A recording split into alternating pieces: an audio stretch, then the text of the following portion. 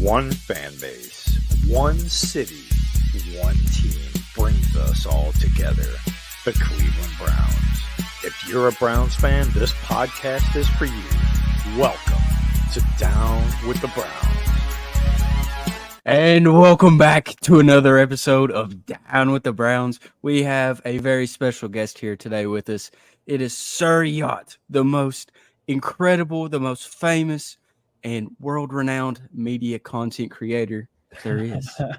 Yeah, if like a million other people died or something like that. Thank you for having me on. That was a banger intro. That was awesome. That got me hyped. Listen to the headphones. Thanks for having me on, guys. I appreciate it. Yeah, we're hyped you're on. So you got KFC, Blake, and Sir Yacht in today.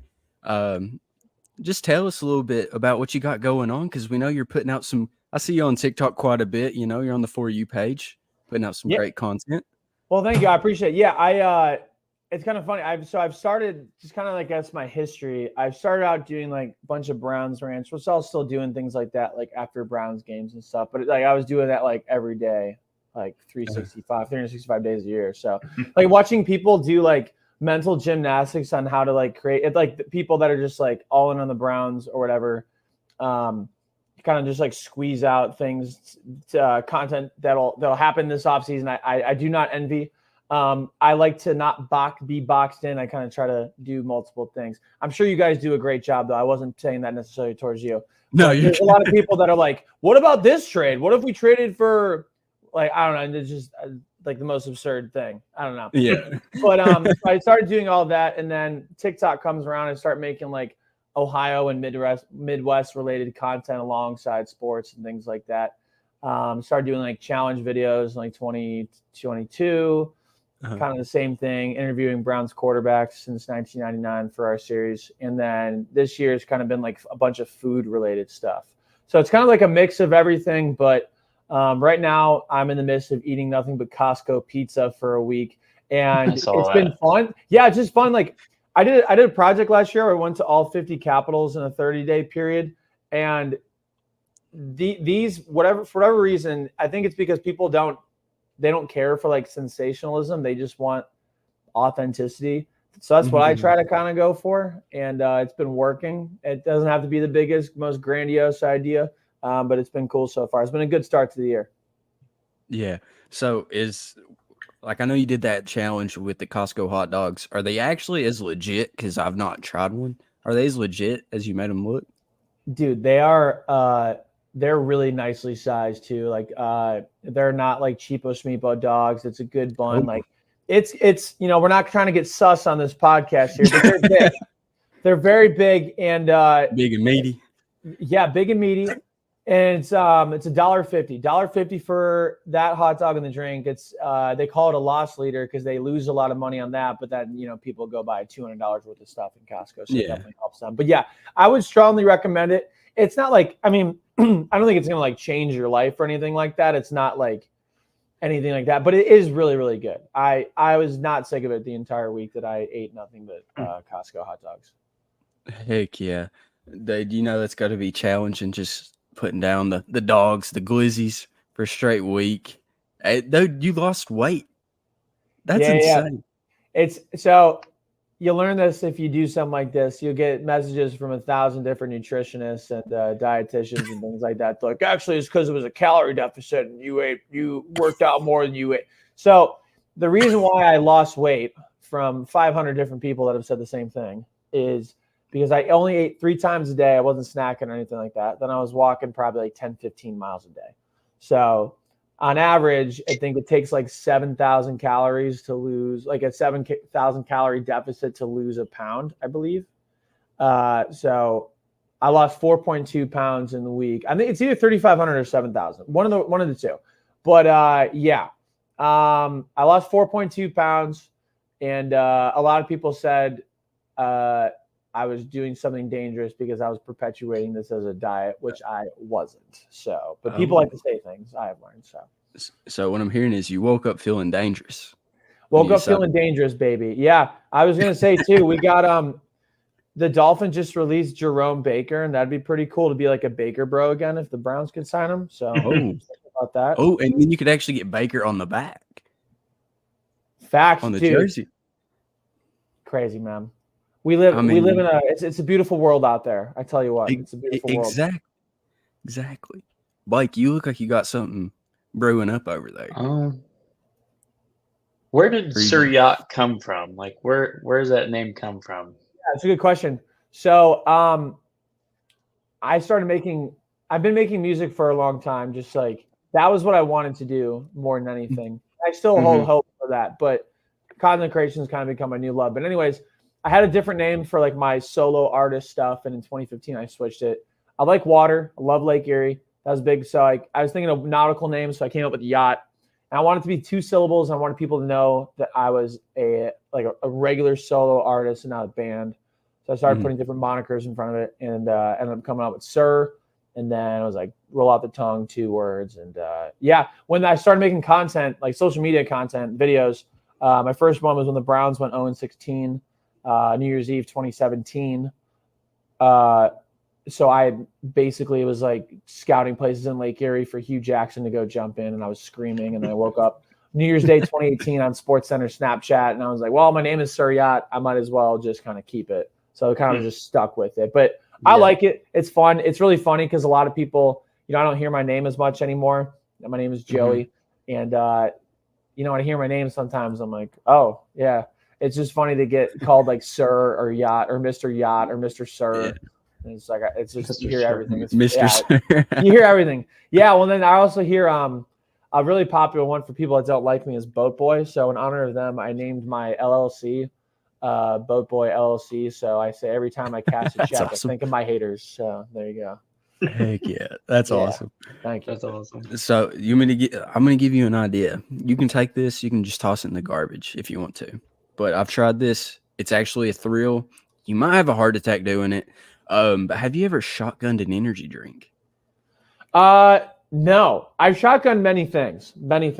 An energy drink, not one of them. Do you recommend? Oh, dude, it's a thrill. I mean, you have the biggest burp of your life. If you've got a lot of gas, it gets it out, and then you're just hopped, instantly hopped. Because, I mean, if you do like a Reign or one of the new Celsiuses that are like 300 milligrams, I mean, you're going to be hopped for like days. You might not sleep. But is this one of those podcasts that's sponsored by Celsius or? No. How do you guys feel about Celsius? How do you feel about Celsius? I think it's overrated. Facts. Yeah. Facts. See, I like had it the other day, and I was so disappointed. I like the I'm new a Body Armor guy. Yeah, those are solid. Are those energy drinks or are those just hydrations? They have energy drinks. Do they really? Yeah. They basically just taste the exact same. You don't even feel a difference. So it's like energy juice. Like Prime's energy drink, it has like a little bit of fizz to it, but the Body Armor tastes exactly like a regular Body Armor. That's awesome. Yeah, because you usually can tell when something's an energy drink, so that's super interesting. I'm typically just like a Red Bull guy, but I tell you what, I've shotgunned many things. Maybe I'll have to do a Red Bull. You said it gets down quicker. That's why people butt chug things in college. But I'm not. We're not advertising butt chugging on this podcast because that'll probably kill somebody, and it's just it's very questionable. But I just thought I'd put that out there that I've seen people do that before. I didn't do it, so not that. So bad. I've shotgunned 3 in a row. But I mean, it wasn't the massive Red Bulls. It was the like medium-sized Red Bulls. 3 Red Bulls in a row? Yeah. You're crazy. Well, you are crazy, man. Yeah, I mean, I downed them, and I mean, it didn't work out because I was trying to get Joe Thomas on the pod, and it got like, hey Joe, just falling back. Hey Joe. Yeah, just sitting there shaking for that. Yeah, spazzing out. Wait, did you have him on? Or no, it went bad. Like nobody even saw it really. I think it was 6 retweets, and that was about it. So wait, so when it went bad, what do you mean? Like you were trying, like I was just trying to get his attention to try to get him on the pod. Oh, because I had no way to like DM him or anything. Yeah. So I was just like, so it just flatlined. That's tough. I'm sorry, that's tough. Yeah, I like shotgun beers is fun. I know we're really verging off of the purpose of the podcast, but this is my great work, man. So, but shotgun things is fun. You know what's really fun too is watching NFL players shotgun things. I'm just like, those are men. I'm a really bad shotgunner. Like I'm very. If you ever want to like feel good about yourself, do a shotgun race with me. You will beat me by like at least 20 seconds. Like there's unless it's a Guinness, I might win with the Guinness because I can drink those babies. But it's funny seeing like Jason Kelsey or like other people like shotgun in like a second. You're like, where does it go? I can't even chug water that fast. Okay, real question. This is for both of you guys. Who do you think would win in a beer pounding contest? Jason Kelsey or Stone Cold Steve Austin? Jason Kelsey. Probably. Yeah, Kelsey. Well, here's the You thing. think? What Stone Cold, what he does, he'll smack the beers together, and like 3/4 of the beer is It's gone by already the time he gone. puts them in. Yeah. Hey, I mean, you got to win somehow. So, Well, I mean, but here's the thing. He's wrestling too, so it's not like he can just shotgun two things. He won't be on top of his game. It's more for show. I think he could pound. Like he could definitely pound some beers. I mean, Like, he's from there's no doubt about Texas. that. I just think like Jason Kelsey is just a different animal, man. Like yeah. I don't know. That'd be a tough one. I would actually pay to see that. That would be really fun. We need Yeah. more like we need beer Olympics on ESPN. That'd Or be with like so fun. duels or something because they'll get into like legal things with stuff like that. I don't know. Yeah. Yeah, or they could like if they don't want to get like the sponsorship, they can just cover it up like with a little piece of duct tape. Facts. Yeah, we don't know if it's So- alcoholic or not. Yeah, no idea. Exactly. We don't know. Water or beer. Who knows? I think we're on. This is a $1 billion idea, guys. I like it. I think we're we might not innovating even here. we might not even Busting put with this the episode boys. out and just Busting with the boys did a beer Olympics with NFL players and stuff. Yeah, They it was have a it on pretty YouTube. popular one. Yeah, Mhm. I have yet to watch it, but they got some pretty good. They got some pretty good people on it. Mhm. I was quite surprised this year because I saw them do it last year, but they I can't remember. I think George Kittle and whoever he was with won it last year, but I can't remember who it was. that's so crazy. that's Yeah. insane. But getting back to the topics of the podcast. Correct. Yeah, sorry. no, that's my fault.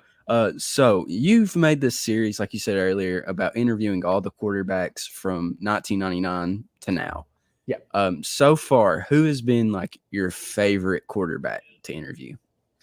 I think the coolest one that I did was Doug Peterson, just because he's an active head coach.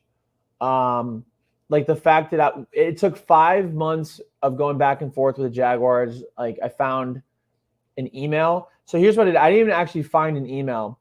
I found a person who is the director of communications for the Jaguars. I then was trying to find his email and it's nowhere online. So I found like a site that guesses the layout of their name. So it's like first name dot last name, whatever at. So it like basically guessed, like it said John.Doe, whatever it was. So I was like, all right, I just plugged his name in and it worked. And then back and forth for 5 months. And we got in, I think it was like in March, after 4 or 5 months, they finally agreed and they were like, okay, I think it was like May 7th. It was like May 17th, May 14th, whatever. He is free for 20 minutes. So 11 a.m. to 11:20. You can come here. And I was like, and that's it. And that's it. And I think our interview with him lasted like 12 minutes or something like that. Like shook his hand, like sat down, like got to it. And that was it. And I was rushing to get all these questions in. And I was like, all right, we'll get some of them in. Got all of them in and they had so much time to spare. So that was the coolest, for sure. I think my favorite guest overall in terms of like what they gave me, I would probably have to say Kelly Holcomb, or Ty Detmer. They're both basically the same, like very funny Southern personality, very, very cool. But Kelly Holcomb will talk your ear off. And I mean that in a very, very good way. He's awesome. Derek Anderson, definitely up there as well. I really enjoyed all the interviews. I think getting Spurgeon win was so funny because he said he checks his like link. He doesn't have social media. We contacted him on LinkedIn, and he never checks his LinkedIn. He somehow did, and he's giving me like 2-word, 3-word answers. And we went down to Houston and interviewed him, and like that was the first interview he did, and like he said like 6 or 7 years or something. I don't know what it was. So, like that was a miracle. But yeah, Derek Anderson, super chill, like very, very cool. But yeah, I would say Kelly Holcomb. We stayed there probably another couple hours after. Same thing with Ty Detmer. Derek Anderson stayed after and like was just chilling with us, just talking about things and stuff like that. Like those are pretty cool when people kind of just like linger around after because you had a really good conversation. But it's hard. It's like picking children, I think. And I think too. I wanted to say this, and I haven't made too many announcements on this. it costs a lot of money to produce those videos. Probably like, I've never said the number, but it's probably like $5,000 to $8,000 just to like, because we're flying cameras. I'm paying for like 2 to 3 people to come with me for the flight. 2 cameramen, camera equipment, all this stuff, Airbnb, hotel, rental car, like getting stuff there. Like it just kind of adds up. So I'm kind of waiting for the right sponsor. But then all this other content I'm doing that's like really easy stuff, eating Costco pizza, Costco hot dogs, stuff like that. Like it's been working. But like I do still want to do it. Like, and this is the time to do it in the off season and things like that. But I think it's one of those things that like I'm gonna get the financials good. I'm gonna make a lot of money. That's the goal. Try to make a lot of money. We'll see what happens. You got your what is that line in Knock Knock by Mac Miller? I feel like $1 million, but my money don't really feel like I do. So working on that part. But then once that's good, I think we'll just self-invest and get back to these. Well, I mean, if you keep eating Costco like foods, I mean, they might sponsor you, man. You might get there. Dude, it's nuts. Costco has not acknowledged anything once, and I don't need anything. I'm not entitled to anything from them, but it's just funny. Like the Instagram reel, just on Instagram of my Costco hot dog project has 17.5 million views right now. And guys, that's the best $43.50 I've ever spent in my entire life. I'm spending, $5-8 grand on like Browns videos, out of my pocket, hoping they'll get 5,000-10,000 views on Twitter and some clips will go viral on social media. And then I'm spending $43 and this stuff's happening. So it's really funny how content kind of works. I have a dartboard over here because I love playing dart, but throwing darts. But the reason why I kind of got it was it's kind of just an example of I love just throwing darts, shooting darts at a dartboard, and some are gonna hit, some are not, and you can't be mad at the things that don't hit necessarily, but and happy with you gotta be very happy with the ones that do. But I will get back to these. I'll get back to these Browns interviews at some point. We're hoping to get one soon. Are you doing them in order, like the quarterbacks? Yeah, good question. So originally that was the plan. So we started out with Tim Couch, which he was technically the second person. He came in the second half of the first game. Ty Detmer was the first. So we technically interviewed them out of order, but we were trying to get them in order. And then Doug Peterson is third. He's third actually, and we couldn't get him. We got him 5th or 6th. So at this point, it just kind of becomes difficult. We thought if we are doing an order, maybe they'll have more urgency to be on. But we're not doing an order now. It's kind of just whoever we can get, which is so funny because last year around this point, I had met Baker Mayfield just out of the blue. He came back here to move his stuff to Texas because when he got traded to Carolina, and then he got released and signed with the Rams. So he had no time to move anything out of his Cleveland stuff. So he was there for the week. So I just so happened to be at the same place as him, which is a miracle in itself because I didn't think I was going to go out. And funny story about that too. I know we're rambling here, but again, my ADHD brain is what you guys get. It's what you get. It's a good story though. It's a good story though. So I'm on crutches at this point because I broke my leg at my high school reunion like an idiot. Don't do shots anymore. So anyways, I was I'm never going to do another shot again. I see Baker Mayfield. I'm God damn it, I'm going to have to do a shot. So I crutch over to him. Him and I follow each other on Twitter, and I just said one name, whatever. I said Sir Yacht, my name's Joe. He goes, Sir Yacht. He's oh, no, what's up, man? And Emily knew who I was too, and we were just having a conversation. I don't want to bother you guys. Oh, no, you're good, you're good. So I end up standing there talking to him on my crutches for 10 minutes, and then he comes over right after, we're chilling. The Bucks-Cowboys game is on, and I had a Tom Brady Bucks jersey, because when he came back from unretiring, I was I want to get a jersey. I thought it was cool. I don't hate him anymore. So I was whatever. I'm just going to get a jersey just to collect it. And I wore it, and he bought me a shot and a few other people next to me shots. It was very, very nice. And about the fourth quarter, right as the game is ending, he says goodbye, take a picture or whatever. And as we're taking the picture, I'm oh, do you want me to take this off? It's a Tom Brady jersey. It's a whatever Bucks jersey. He's no, leave it on, man. That's all good. 2 to 3 weeks later, this dude signs with the Tampa Bay Buccaneers. So that's crazy. Did he know? Like, did he know? He had to have had an inclination, but I just thought that was the funniest thing. But I say that story to say I talked to him about my since '99 Browns quarterback thing that I was doing, because Emily asked how I was doing, and I was like, "Oh, it's not bad. It's pretty good. We've interviewed like 4 or 5 so far." And Ian Baker asked what it was, and I was like, "Oh, just interviewing every Browns quarterback since '99, like a positive spin on it." And he's like, "Oh, I'll be ready. I'll be ready for sure." I was like, "Well, you got some time because we're gonna go in order." And I wish I would have said, "Let's get you on," like right there. I was like, "No, we're just gonna be in order." So that was my big regret with like kind of try to do it in chronological. You could definitely get some like quarterbacks from this time, like Baker. You could probably get Johnny Manziel on there. No, when you do Johnny, you got to do him and Brian Hoyer together, and don't at the tell same him. time. And don't tell him. Like get them to the same place. That would be get great. The same place at different times, like within like minutes of each other. And have them somehow from make them separate wear entrances. the same thing. It'd be hard enough to get one of them in. It's so hard to plan these things. Like it's nuts. But yeah, I would love to, you think about all the personalities, RG3, Brady Quinn, like you said, Brian Hoyer, Brandon Whedon would be so funny to talk to you about that flag story where he was caught under it.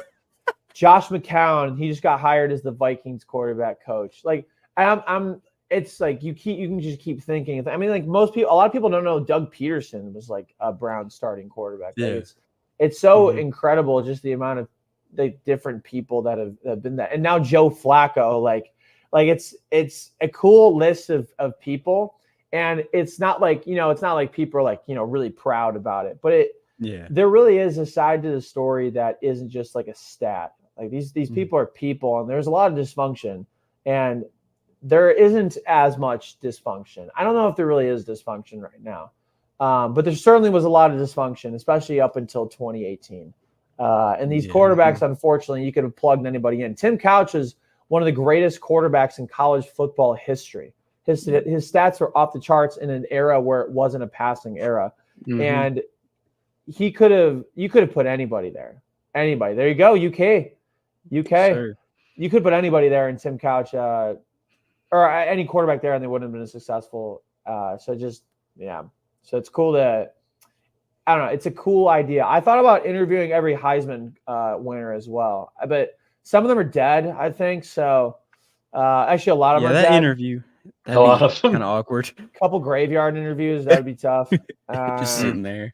But I really want to do the Browns quarterback stuff again. Like people have been asking, like, "Oh, like why aren't you doing it?" It's not like I don't want to. Like I really want to. It's just hard to logistically, financially. It's now I could do it over Zoom, but there's just something about like in person. You know what I mean? Like it's so much better. There's better connection, better questions. You just get a feel for them, and you get to meet them.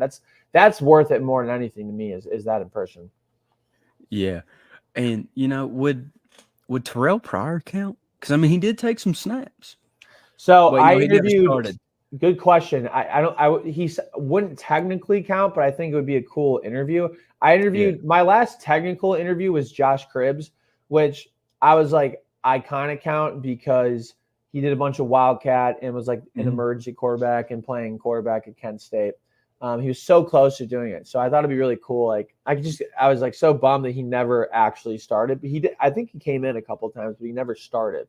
But Terrell Pryor would be an interesting one as well. His age, Drew Rosenhaus fucked him over totally. The Browns are going to give him like a 4-year deal, and he took one with the Redskins at the time for like a prove it deal. Like he's going to do a 1-year deal of like 10 mil or whatever, and then he's going to get his big contract, and then it just completely. I don't even know if he was in the league anymore after that. He was at like the Colts at one time too. Yeah, he man. It was so cool to see him at like wide receiver. Like I would love to interview guys like him, like even like Josh Gordon. Like there are plenty of guys like that have really compelling stories that I think would be really fun to interview. My white whale, I know you didn't ask this, but my white whale is Nicholas Jamal Chubb. And I will interview him one day because that man does not get interviewed. And I would love to. My dream is to tell his interview in his like hometown of Cedartown in Georgia and just like go to the high school and talk to him and talk to whatever. And I'm trying. We'll work on it. That'd be solid. That'd be solid. Yeah. I think it would be like a short, like, I mean, his answers would be like real short. I feel like. Yeah. So I mean, he just stare at you the whole time. No emotion. Yeah, he's I've met him a couple times. He's definitely not an introvert. Everybody thinks he's like, doesn't he? But He he's might just get so locked in. He's 100% right. He's locked in. But then like when he's off the field, he's like the life of whatever room he's in. He's like an extrovert. Like he likes to have fun. Like he's not like he's just a good dude. He's just all business. Like I met him one time at like a charity thing downtown here in Cleveland, and he's like, glad we could finally meet because we both follow each other on Twitter. And he's like, and he like immediately introduced me to his mom, and like he's like a good Southern boy, like just who he is, and like he's the best face of the franchise that you could ask for. So hopefully they bring the Brinks truck out for him and give him a bag. Yeah. Maybe some of that Russell Wilson dead cap money. Did you see that? 85 mil. Oh my God. Insane. And then people are asking like, oh, like it's very funny because a lot of people are like, oh, like that makes it the worst trade. Like, because it's always like you hear that, like which one was worse, Wilson or Deshaun Watson? I don't want to be in that company at all, but that is a pretty bad trade. Like that's they mortgage their entire future. Yeah. And then they have nothing to show for it. Like they gave away. I mean, I know Shelby Harris isn't on the Seahawks anymore, but I mean, all the draft capital, and then nothing, like you said. So, can you imagine just crazy. like I would freak out about $85, like it was just like out the window. 85 million. Yeah, like it's just like insane. They're probably like, oh, that sucks, but like we'll make it back. Like we're fine. Yeah. It's odd too because like both teams didn't really come out with anything. Like they both kind of ended up like either didn't make the playoffs or first round exit. Like it didn't really do anything for either team at all. Yeah, it's pretty funny because yeah, it's kind of a good point. Like it's not like it's not like the Seahawks were just thriving. I mean, they, did they make they made the playoffs last year, but they did not this year. Yeah. Because the Geno Packers got the bag. In. Yeah, Geno got a bag. They went from Russell to Geno. Like, yeah, you had that good year, but it wasn't like good enough for them to do anything. But he got paid. Mm-hmm. I wonder where Russ goes. I mean, do you think he goes? Raiders.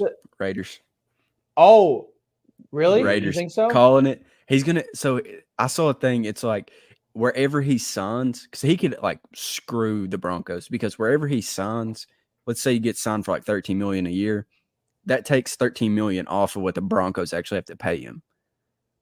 Okay. As weird as it is. But if he goes somewhere and signs for like a league minimum, dude, he could screw them so bad. Oh, you think so? Dude, I would. If somebody his wife's going to have a big say in where he's going to go. Yeah. It's so interesting because I feel like I don't think the Bears are going to keep Fields. Like I feel like he could go to the Falcons. I could see that. Mm-hmm. And then there's like this kind of, I don't know if there's really a quarterback carousel, but I feel like the Falcons could be in play for Russell Wilson. But yeah, if I was him, I would want vengeance. Like I would go to the Raiders as well. It's Russell Wilson in Las Vegas just is very funny. It seems like Diet Coke and Mentos. Like it just doesn't seem like it works. That'd be hilarious. Obviously, there's Steelers rumors, but I don't think he's going to Pittsburgh. I don't. No, they're riding with Pickett. Dude, there's no way the Steelers are about Pickett. No, there's. Oh, what did you see about Pickett? They basically kind of like their coaching staff and like the higher ups, they like Kenny. Like they don't want to get rid of him. So dumb. Hey, I'm happy. Yeah, I'll be happy with it too. Yeah, for sure. I mean, yeah, dude. I mean, Flacco had more touchdowns this season than Kenny Pickett has his career. Like, how are you gonna? I saw a thing the other day. My buddy's a big Steelers fan, and he said T.J. Watt has had more sacks in 2 seasons than passing touchdowns the Steelers have had in 2 seasons. Wait, can you say that again? So T.J. Watt in 2 seasons has more sacks than passing touchdowns than the Steelers have in 2 seasons. Wow. And T.J. Watt has missed 9 games. That's insane. That's a wild stat. You might want to tweet that. I'm gonna look it up. I could see, man, if Justin Fields went to the Steelers, I would not be very happy. No. I would rather Russell Wilson going there and making me hate anybody that would go there and make me hate them so much. Yeah. But no, that's crazy. TJ Watt has 24 and a half sacks. Well, it's only by a half, but 24 and a half sacks, and they only had 24 passing touchdowns. That's a And he that missed. that's a crazy stat. And you said he missed 9 games. That's nuts. Yeah, he missed 9 games. Holy moly. I think about that trade with the Seahawks and Broncos. They did get Noah Fant, and I think he's a pretty good tight end. I see what you're saying though, in that like they may have gotten some good capital and some good. I think Drew Lock and Noah Fant, and then I think a couple first round draft picks or whatever the case may be. But it's not like it put them over the moon. They actually finished better last season. They just kind of stayed mellow the whole time. Yeah, it's what other than like the Legion of Boom years and like the beginnings of like Russell Wilson, the Seahawks have kind of been very mid, like very just like not bad enough to get like good draft capital, but not good enough to actually make like a Super Bowl run. And is it worth it? Are we just going to become for-profit NFL teams because we're just seeing Patrick Mahomes do voodoo magic every year? Everybody's like they're going to miss the playoffs. They suck. And they just want to everybody's like Travis Kelce's dating Taylor Swift. He doesn't care about football anymore. And they go win a Super Bowl. It's like, well, why are we even competing out here? What's going on? Yeah. And the Seahawks just cut Jamal Adams and Quandre Diggs. Yeah. Really? I didn't know that. Oh, I didn't know they cut Diggs. They cut him. That's crazy. Trying to pay He Geno. tweeted and he said, "Man, they fired me on my day off." Yeah, fact. It's a cold league. It is really funny though, because anytime somebody's released, you instantly think like, oh, he has to come to the Browns. Like it's just, and then we like convince ourselves it's going to happen. Wilkins. That's the funniest thing is like the JJ Watt stuff. Like when he was out and it was like Browns, Bills, and I don't know if it was Steelers, but it was Browns, Bills, and like another. It was I forget what other team it was. And I just convinced myself that JJ Watt was coming to the Browns. I'm like, it's inevitable. Like he's going to do it. And then he's like, I'm signing with the Cardinals, source me. And I was just like, man, fuck you, JJ Watt, you piece of shit. Like he didn't do anything. Like it's not like he was like, I hate the Browns, they suck, or like whatever. I just convinced myself that he's gonna go. But that's what you do. Yeah. That's why you're called a fan. You're, and then they won like 3 games. Yeah, but playing in Arizona is pretty solid though. Like yeah, the weather's nice. For the most part, it gets kind of hot, but it's a great place to retire. So it's probably just like a nice place to get. I was so scared he was going to join the Steelers, and he was going. He was about to. He was about to. He should have with his brothers. Yeah, and I don't like him right now a whole lot. I don't actually hate him, but he like is rooting for TJ, which he should obviously. But he's the enemy now. So yeah, for sure. So this is just for everybody here. So what do you guys think that the Browns will do at the tackle positions this offseason?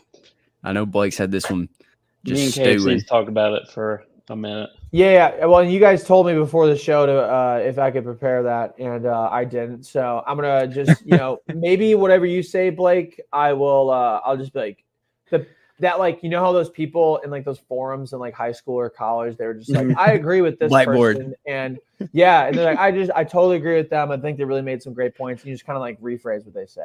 I might do that, just an FYI. So. Well, here's the thing: we have 3 starters on our offensive tackle position.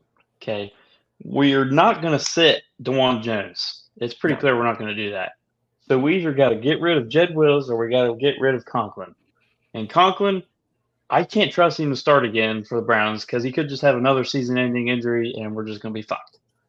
Like, to be honest. But then again, Jed Wills' effort is just terrible. But I was listening to Jake Burns the other day. He was talking to Quincy Carrier. Jed Wills is actually left-handed. Okay? Usually you want your strong arm on the inside, not on the outside. And Jed Wills has never played left tackle his whole career till he came to the Browns, ever. So why don't we just take DeJuan and move him to left, get rid of Conklin, and move Jed to the right, and let him play his natural tackle position? I don't hate that. I know I just said I was going to say whatever you said, but I actually like that. That is cool. I didn't know that he was left-handed. I obviously don't have a whole lot of expertise in the offensive line field. But yeah, I mean, DeJuan Jones is great. He obviously played a little bit of left tackle last year when they needed him and they moved him around. I just worry about I worry about Jed Wills' like injury history as well, and maybe the effort and things like that. Now, I don't know how much of like it just optically looks very bad when you kind of stop blocking after a play is over. Who's to say how much of that is like credible or not? But optically, it does look very bad. But I'm going to whiteboard it and agree with you. So good job. Heck yeah. See, I'm kind of different on that. I think that we should let DeJuan Jones just keep cooking at right tackle. Okay. And then move Conklin over, because I don't think Jed, I think his time's done. Like, I mean, I hope he balls out if we do keep him at left tackle. But I think the effort, I mean, you can't teach that. So I think he's the odd man out. Yeah, you can't teach effort, and you can't teach lack of effort. Dude, that's tough, man, because he's from Lexington. I'm sure you knew that, but yeah, I actually saw him play at my local high school, the high school I went to. So was it Lafayette? Is that what it was? Yeah, and they came down and like destroyed us. Like, I mean, it was bad. I mean, you got dudes like him on the team. Like, you have no chance of winning. Yeah, and the thing is a lot of Kentucky fans, like, they disliked him because he was committed to Kentucky for a while and then decommitted and went to Alabama.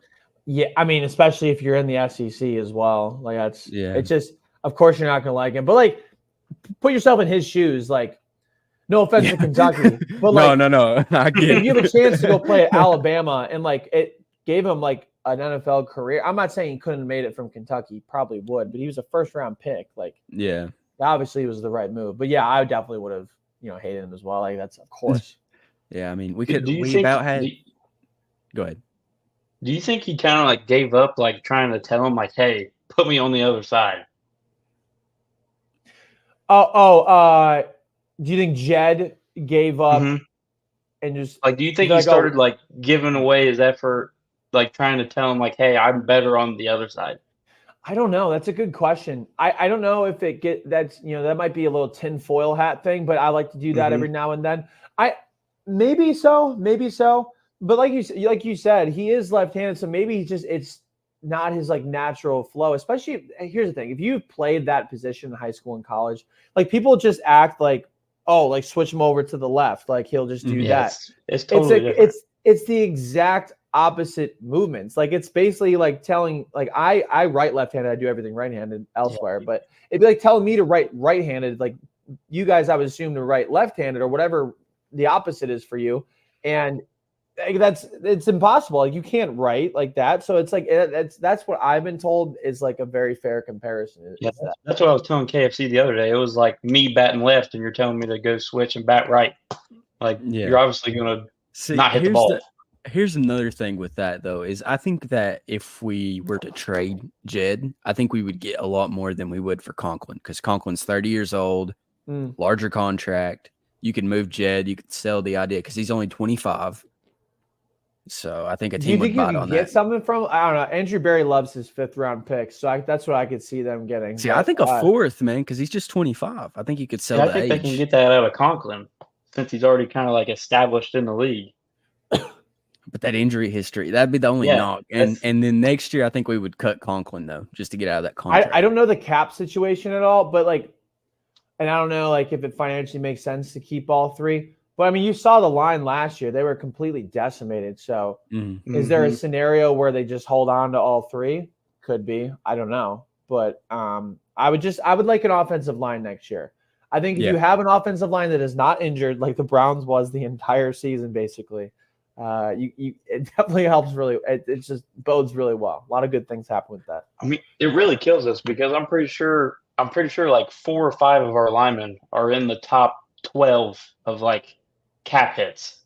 Yeah, the cap isn't real. I've come to discover, especially with this Deshaun Watson stuff. You just convert everything to a salary, a signing bonus, or some sort of bonus. I partially believe the cap is real, but then you see stuff with like Russell Wilson. They're just like, all right, we're just going to get rid of $85 million.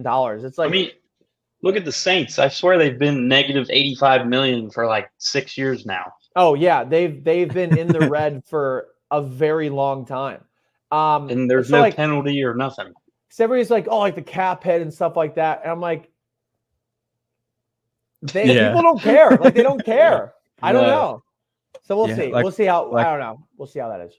Yeah, like we're going into the free agency. Before Denzel Ward restructured, we were like negative, I think 9 million or something like that. Mhm. And right before free agency starts, Andrew Barry's going to open up like 80 million or something like that with Yeah. a snap of his fingers. And they could just draft one this year because this offensive line is crazy. This draft It's class stout. is crazy. We need some big boys from like Wisconsin or something like that. That's what them you need. corn-fed boys. Yeah, you need a tight end from Iowa and you need an offensive lineman from Wisconsin. Yeah, anybody corn fed, exactly. Yeah, and then if they have an I at the end of their name, they're going to be a stud. You think so? At the end of their name? Yeah, Offensive it's like lineman? yeah. Do we have any? Am I blanking? Batonio, but he's not from Wisconsin. But Well, it's at okay. It's at the oh no, end of it's the an name, O. like, I'm yeah, an it's an idiot. O, man. Oh Yeah. God, Tough, man. Tony. my bad. Yeah, Batoni. That's his new name. I like that. I think that's a better name. Yeah, and We can Wills. forget about that. Willie. Got Jed Willie. You need like a good offensive line name. Like Joe Thomas is the perfect offensive line name. Like it's got to be boring. It's like the position. It has to be boring. But Tonio is got a little flair to it, so might be disproving myself there. Jed Wills, I was like, that's boring. That's good, but then who knows now? Wyatt Teller. We need 5 Wyatt Tellers. That's what we need. Yeah, He wrestles gators. Come on now. He's nuts. Yeah, I would love to duplicate a bunch of Wyatt Tellers and like Nick Chubb. If we can do that, that would be cool. Wyatt Teller actually he hunts around my area. I'm like southeastern Ohio. He likes coming down here and hunting deer and stuff like that. What part of southeast Ohio? Jackson, Ohio. We're kind of like 15 minutes south of Chillicothe. Yeah. I've heard of Jackson. That's cool. I didn't know he came down there. That's so funny. He comes down there. Cardell Jones comes down here. A bunch of like ex-Ohio State or Browns players will just come down here and hunt. Yeah, it makes sense. What's the game? Like what are you guys hunting down there? It's just Gators. white-tailed deer. Gators. Just deer. There was a huge deal like a year ago. There was like a gator in Ohio. I think there was like 2 that were just like on the loose. Like somebody just like brought a gator up to Ohio. It was just like it was like a big deal, I guess. Well, you're allowed to keep them as pets here in Ohio. I follow a couple gator accounts on like Instagram and Twitter. They're awesome. So I just was in Florida. This is such a tangent. Let's get back to it after this. But I'm going to tell this story because I have to. I was in Florida in February, just kind of getting some vitamin D.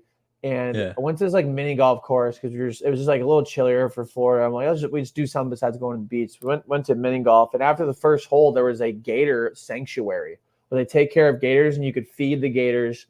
And then we fed them, and it was really fun. And then we went to hole 2. I was like, this is the greatest mini golf course of all time. But yeah, gators rock. We need more gators.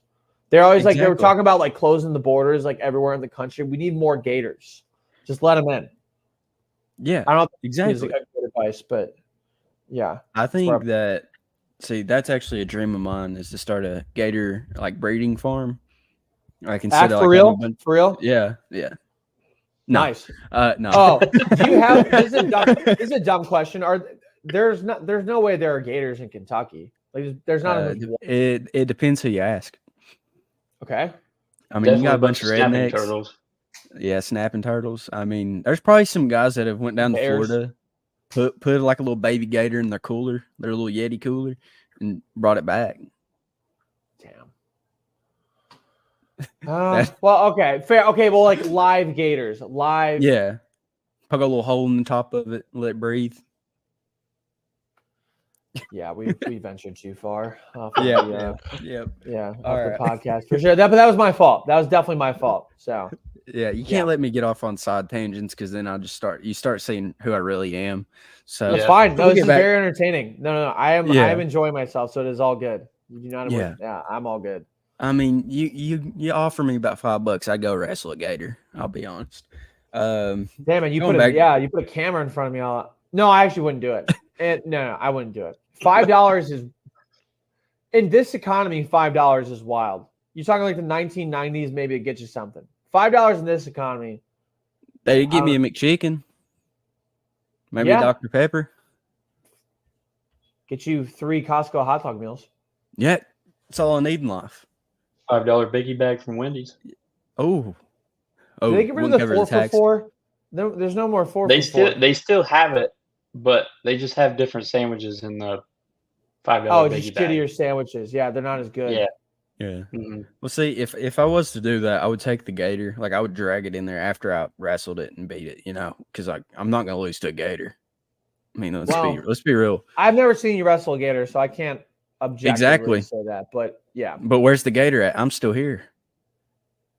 Well, the hypothetical gator is, you're correct. It's not here. Exactly. Because it's hypothetical. It doesn't exist. So Yeah, exactly. that is because there are no gators in Kentucky or Ohio. So allegedly.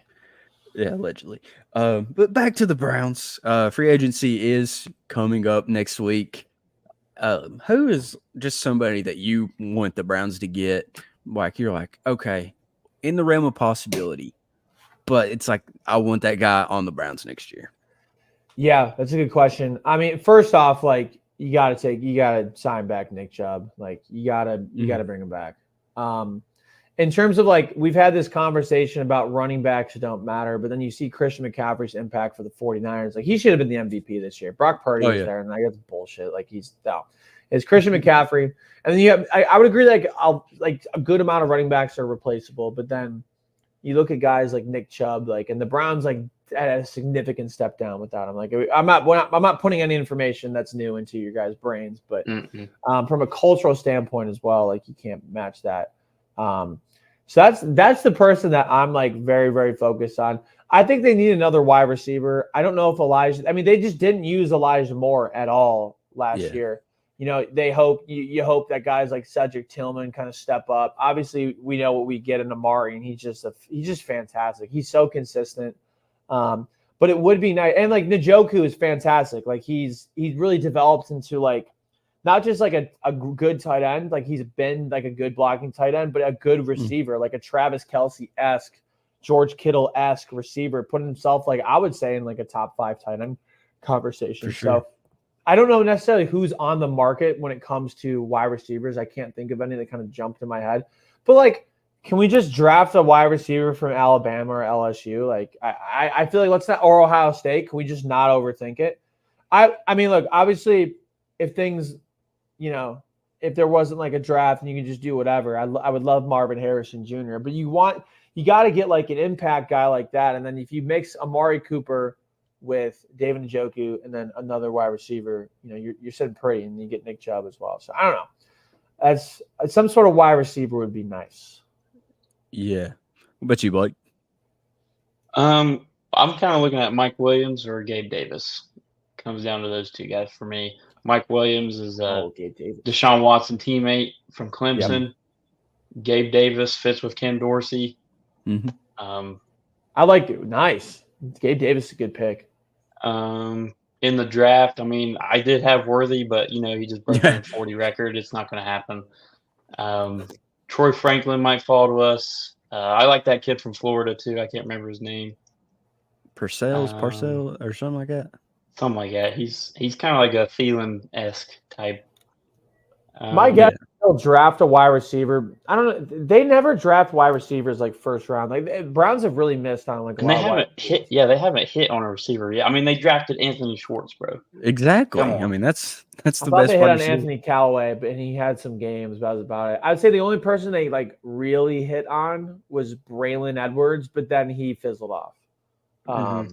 But I would so I think they're going to draft somebody. It'll probably be like mid-round value or something like that. I think this is what Andrew Berry does. I wouldn't mind seeing them get like a Calvin Ridley or something like that. It kind of seems like the Jaguars are kind of focused on like Christian Kirk. I forget who the other person is, Evan Ingram. But I don't know. They got some options there. I would love to see them get something like that. It'd be really funny just to see Calvin Ridley, who was just like suspended for gambling one year, and then he's like on the Browns. Like, I don't know. I think that would be cool. Gabe Davis I think Gabe Davis makes a lot of sense. And I mean, I don't know. Do the Bills kind of fizzle out? Does Stephon Diggs become available all of a sudden? I don't know. I don't think he will be, but it just seems like there's always talk of him. Like they gotta get Stephon Diggs out of like. I just think they want to try their best to make Deshaun comfortable So just bringing in like Mike Williams, a former teammate, get that chemistry back, or even see what D Hop's doing over there in Tennessee. I don't know. I feel like they just want to make Deshaun as comfortable as possible to where he can just play ball and not think about anything else. Yeah. Yeah. We'll see. For whatever reason, they just don't. I mean, the Amari Cooper thing was, it was unbelievable. It was a 5th-round pick. Oh yeah. And like people at the time, they were very mad because it was like, $20 million a year was the contract extension or something like that. I'm like, that's bullshit. Then you look at the guys who are getting paid right now. I mean, Christian Kirk got paid 20 more than Amari Cooper, I believe. The market is definitely going up. Mike Evans just got a bag. Yeah, I would say. I mean, Mike Evans, I think I would put over Amari, but I don't think I would put him over by much. Like I'm not mad about having Amari Cooper. Evans is very he's known for his consistency. 1,000 receiving yards every year since he's been in the league for 10 seasons. Yeah, and Amari Cooper, he'll get 6, 7 touchdowns a year at least. Like it's just every single year. He's very consistent. Yeah. He's a great route runner. He's got great hands. So you need somebody like that that's consistent. I don't know if that's Calvin really. I think I would side with you, Blake, on Gabe Davis. That's what I would like. That'd be cool. Yeah, I think Gabe Davis is a Brown. I think he just fits the mold. They need a bigger guy. Deep threat guy. Yeah. They just don't have one. Yeah. It just seems like all these other teams get these deep threat guys.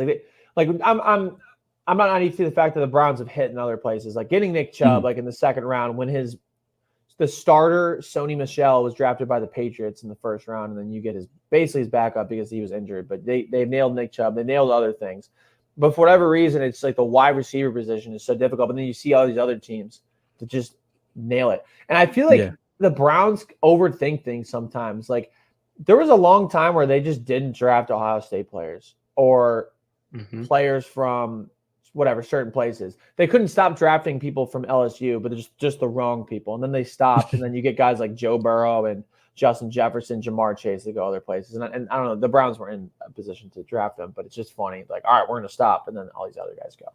So I don't know. It seems like they really overthink that with Ohio State, maybe some other people, but and Andrew Berry we trust because he's done some good things. I don't know. We'll see. I think we take Xavier Legette in the draft if we don't get Gabe Davis. Because, I mean, he's kind of that same build. Head. No idea who that is. So he's from South Carolina. He's about 6'1", big body possession. He's a demon. Yep. Receiver? Yeah. He's fast too. I think we might do 1-1. Get one free agency, get one in the draft. That's what I'm thinking too. Yeah, that's what I'm thinking too. Seems like that's what kind of they've done. I'm hoping Tillman kind of steps up a little bit. He definitely took some strides in the season. Like last season, look, it's not like he's going to come right out the gate and just be a stud. Like, yes, you got guys like that, like Justin Jefferson, et cetera, but it's not the norm. Like it's a league above college football. It takes time to develop. The thing is with Tillman, like when he played at Tennessee, where they basically just told him go out wide and just go run routes. And in the NFL, it's not like that. Like you got to know, like, hey, there's 2 high safeties. I got to do this, or hey, this check means this. He just didn't know all that stuff, and they're just throwing him in there.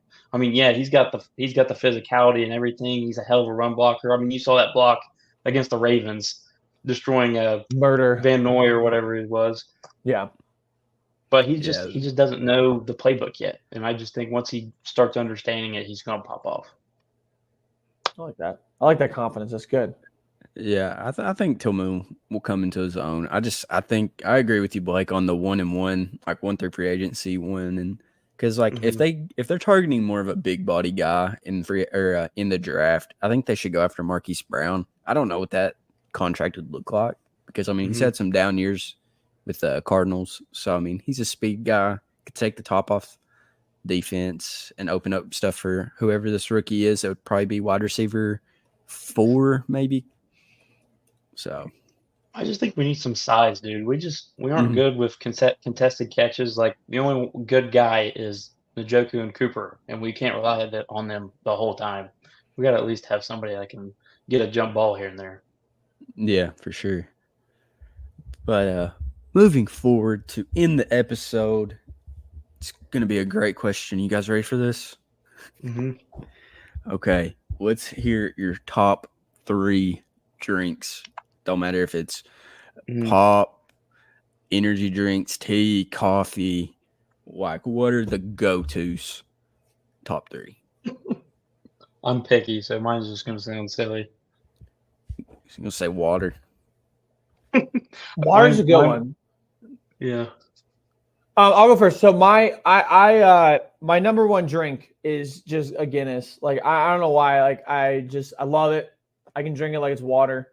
I don't like that I have a lot of this, but I do drink it a decent amount sometimes. Coca-Cola, definitely my 2, and then I'll put water in the 3. As you've been seeing on this pod, I drink about a gallon of water a day. So got the big jug because I'm a degen and I can't adequately drink water on its own. I need labels to encourage me. Heck yeah. You need a Stanley though. Yeah. Oh. Wait, what did you say? Oh, I need a Stanley. You need a Stanley, yeah. Apparently, yeah. That's what I'm missing right now. Yeah. So what about you, Blake? Oh my gosh, I'm picky, dude. I don't like. For some reason, I've never liked the taste of beer, so I don't really have a beer. If I had to pick like some alcoholic drink, I like a Washington apple. It's Crown apple with cranberry juice. That's some good stuff. Tastes just like apple juice. I'm a big chocolate milk guy. Can't go wrong with chocolate milk. Okay. Obviously I love water, but if I had to do one drink, like I said earlier, I like Body Armor. Probably strawberry banana Body Armor. I love that stuff. Heck yeah. See, I'm a big energy drink guy. Probably gonna die at the ripe old age of 18, even though I'm 24. I'm gonna go Rain Blue Raz. I could drink them all day, every day. Number 2, water. Can't get enough of that stuff. I've drank like 3 bottles just on this episode. Number 3. Oh, I didn't even prepare for my own question. Number 3. Dang. If I'm feeling spicy and I want to pop, I'm gonna say Dr. Pepper. Like that's just when I'm feeling pop. It's such a good drink. Yeah, and especially for McDonald's. I mean, it's just so spicy. I'm not a big pop guy, dude. Yeah, I got to be in the mood for it. And it's only ever since I was little, just like the carbonation just messes with my taste buds, and I just don't like it. I don't know what it is. Gotcha. See, if I'm eating Mexican food, I gotta have me a Dr. Pepper. Like that's just how it goes. Don't know why, but it's just a combo. It has to happen. I mean, I don't know if I've ever had Mexican food and Dr. Pepper, but it's like I'm doing this the Costco pizza thing right now. It's the healthy thing to do is to have a water, but like it just goes well together. Like when you're at a movie theater and you get this nice buttery popcorn, you're gonna get a pop. Like it just goes well with it. You tell yourself that you're a piece of shit and you shouldn't have it, but who cares? It tastes so good. I like the Dr. Pepper. I'm gonna have to try it with Mexican food next time I go. Yeah.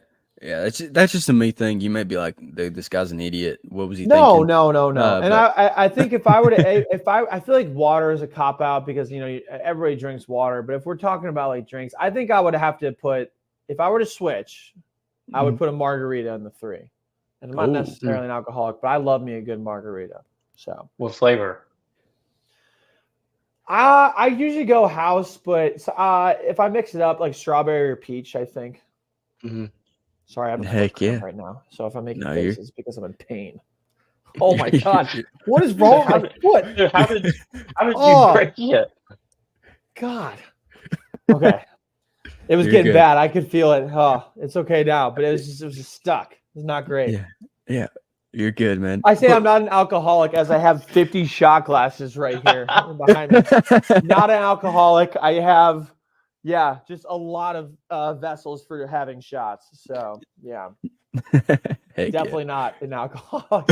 And like back there, a rack of wine and vodka and things like that. But for sure, there's like 15 alcohol bottles over here. And then, just not a good look for me. Heck yeah. But Yacht, thanks for hopping on with us today. Really appreciate you. It's been really fun. And as always, go Brands.